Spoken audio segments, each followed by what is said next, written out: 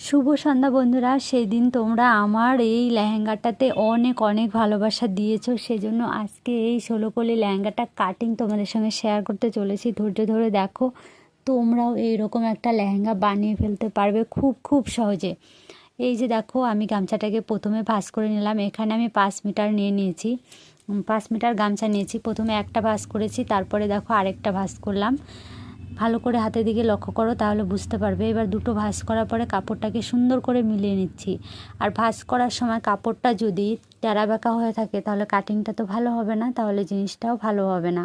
সেই জন্য ভাঁজটাকে সুন্দর করে করে নিতে হবে। এরপরে আরও একটা ভাঁজ করে নিলাম। এই হলো আমার তিনটে ভাঁজ হলো। এরপরে আমি এটাকে আবার সুন্দর করে গুছিয়ে নিয়ে আর একটা ভাঁজ করে নেব। দেখো, সুন্দর করে সব দিকটা সমান করে নিচ্ছি। এই যে এখন আমি আরও একটা ভাঁজ করে নিলাম। এই হলো আমার মোট 4 ভাঁজ। তো এইভাবে তোমরা গামছা বা কাপড় যাই কাটিং করো, এইভাবে 4টে ভাঁজ করবে। এরপরে গুনে নেবে 16টা পার্ট এখানে আছে কিনা। 16 কলি লেহেঙ্গা মানে এখানে 16 পার্ট থাকবে। তো এখানে গুনে দেখলাম 16টা পার্ট আছে, তার মানে হয়ে গেছে ভাঁজটা। এবার আমার বুঝতে হবে যে ভাঁজটা আমার ঠিকঠাক হয়েছে। এবার আমি লম্বার মাপটা নিয়ে নিলাম। যতটা লম্বা, মানে গামছার যতটা লম্বা আছে আমার মাপটা ঠিক ততটাই। সেই জন্য আমি আর এখানে কাটিং করব না। এরপরে দেখো কতটা আছে, মানে চওড়া কতটা আছে সেটাকে ভাগ করে নিলাম, মানে সেটার মিডিল পয়েন্ট বের করে নিলাম। অর্ধেকটা বের করে নিয়ে দেখো 16 দিয়ে আমি আমার কোমর যা থাকবে 16 দিয়ে সেটাকে ভাগ করব। তোমার যদি 32 কোমর থাকে 32কে 16 দিয়ে ভাগ করবে, 34 থাকলে 16 দিয়ে ভাগ করবে। তারপর যা আসবে সেটা কিন্তু তোমরা নিয়ে নেবে। এখানে আমি 1.5 ইঞ্চি করে নিয়েছি দুপাশে। তাহলে এবার খুললে কত হবে? 3 ইঞ্চি, তাই না? তো আমি এখানে 3 ইঞ্চি নিয়ে নিয়েছি।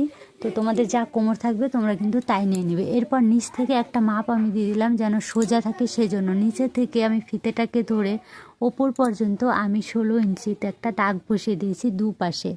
কারণ 16 ইঞ্চি পর্যন্ত আমি কাটিং করব, তার নিচে আর কাটতে হবে না।